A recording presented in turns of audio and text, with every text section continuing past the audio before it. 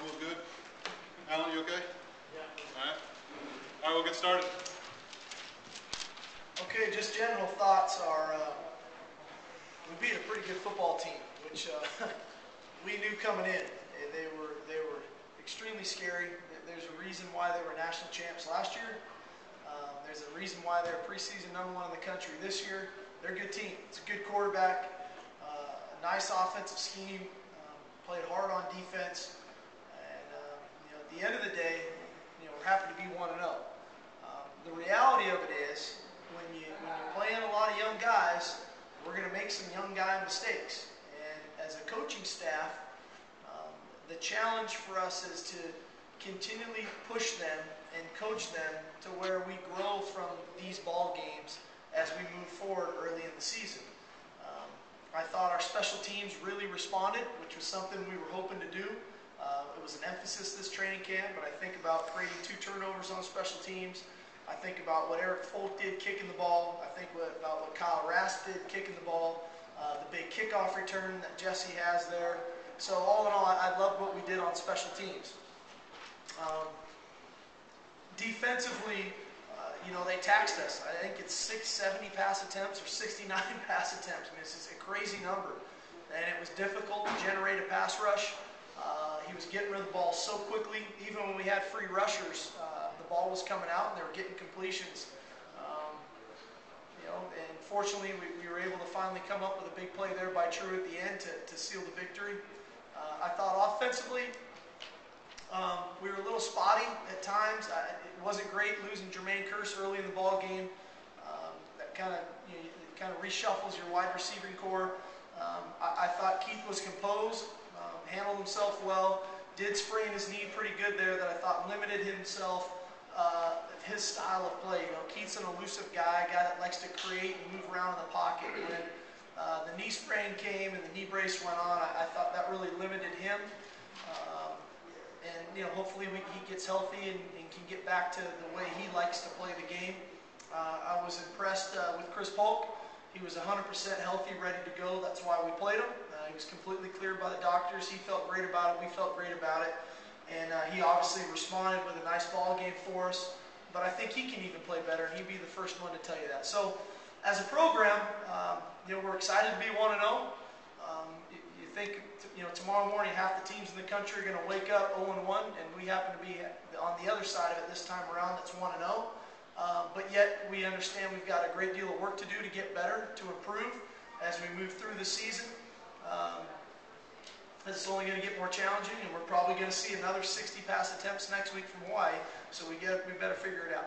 Steve, what about the coverage downfield in the zones? Well, I think initially, where they made their big plays, in my opinion, watching the game, was one on a couple fades, but 2, when he scrambled out of the pocket. We have guys that are in coverage that go to run and tackle the quarterback because he's out of the pocket and they're leaving their men free. Well, you can't do that, and so we have to coach that better. And they created some big plays on those types of scenarios. When he flushed out of the pocket, the first touchdown, he scrambles, we leave a guy, they throw it to him in the flat, touchdown. Late in the game to get down there, he scrambles around, we leave the guy, hits the deep ball down the sideline. So I think the coverage will improve. Obviously, we'd love to get Quentin back next week. Probably it was marginally close to going today, but we'll probably benefit from him not going today to have him back next week. That'll be helpful for us. And a little bit of our 2 outside backers playing in space with Timu and Fui, just getting used to playing this style of game. These teams that are 4 wides, 5 wide sets, and understanding zone drops and principles and all those things. So we have to coach it better. We have to do a better job and learn from this film and get ready for next week, because it's going to be a very similar opponent that way. What's Jermaine's status, Steve? He's got a sprained ankle. He really wanted to go back in. I just didn't feel great about putting him back in the ball game. He was, Jermaine's a tough guy. I've been around him for 3 years now, and for him to lay on the field, I knew he was hurt. He wanted to go back in. I think it was best for us to sit him down and to start the treatment today in hopes of getting him back next week. So we'll see. You expect him back as of I right don't now? know. He's got a sprained ankle, and a lot of with the sprained ankle, it's not as high of an ankle sprain nearly as what Quentin was dealing with. But as we all know, an ankle sprain's an ankle sprain. And so we'll have to see how he responds tomorrow, what the swelling looks like. But if I know Jermaine, he'll do all the treatment he can to get back out there. He's a great competitor. And we need him. We need his leadership as much as anything. You know, we need him on the field, his presence. You know, even the play he gets hurt on is a heck of a catch on the third down conversion for us. So we need him back out there. What to say about Dez? They were Eastern obviously packing all day long and at the right time, the right moment he came through. Well, he made the play. You know, it was a challenging game. That kid that he was matched up against all day long. I mean, he's about 6'6", and it's a challenging matchup.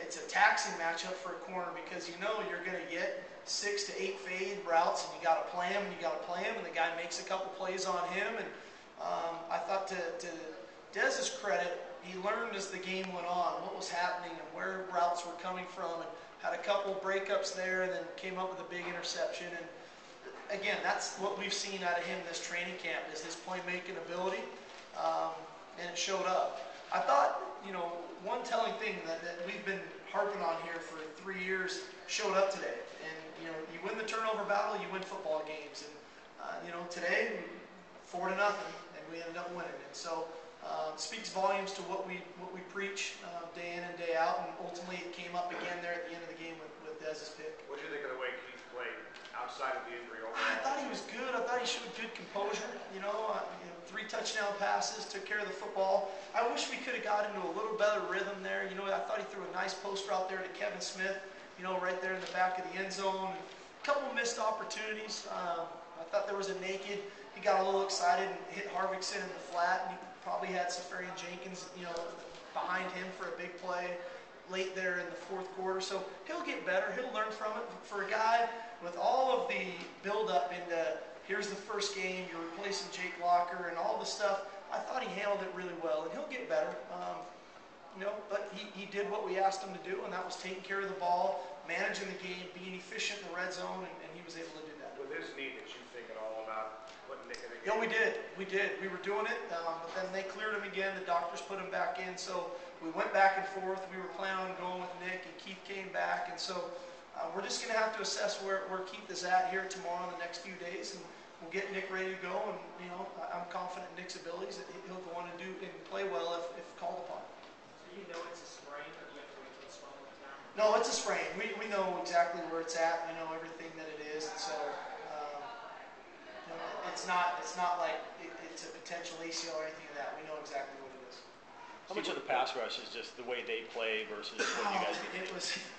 It's the way they play, you know. It's almost exhausting in a sense because you want to rush, and we're calling pressures, and guys are free.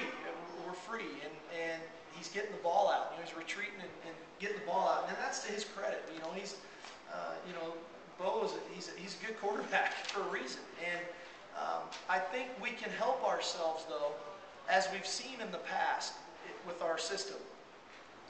We need to develop the confidence when we call guys on pressures that they believe in the pressure and they go. And again, our 2 outside backers in this ball game were really, you know, Princeton making his, I think, 2nd career start, and obviously Johnny his 1st. They're going to learn from this game and from this film immensely. And then when we call them, they're going to go harder. James Sample, when he comes off the edge, he's going to come even harder next time, and we're going to get there a half a second or a second quicker, and that's going to cause some more errant throws. And so we just have to learn from it, you know. But they challenge us with their scheme. You know, you like to say, hey, we're just going to 4-man rush, and but they, you know, they don't. And by doing what they were doing, it somewhat limited the effectiveness of an Alameda Tamu. You know, Alameda, he's a great player for us, but you know, his specialty is not rushing the passer. And same with an Everett Thompson or a Danny Shelton. That's not their specialty. And so, you know, there's going to be games when we're going to need Josh Shirley more and Hawley Jamora more and these guys coming off the edge. And then there's going to be games when we need the beef inside to be really effective. And so we just, fortunately or unfortunately, these first 2 ball games we play, we're going to see 140 pass attempts in 2 weeks. And so we better get ready for it.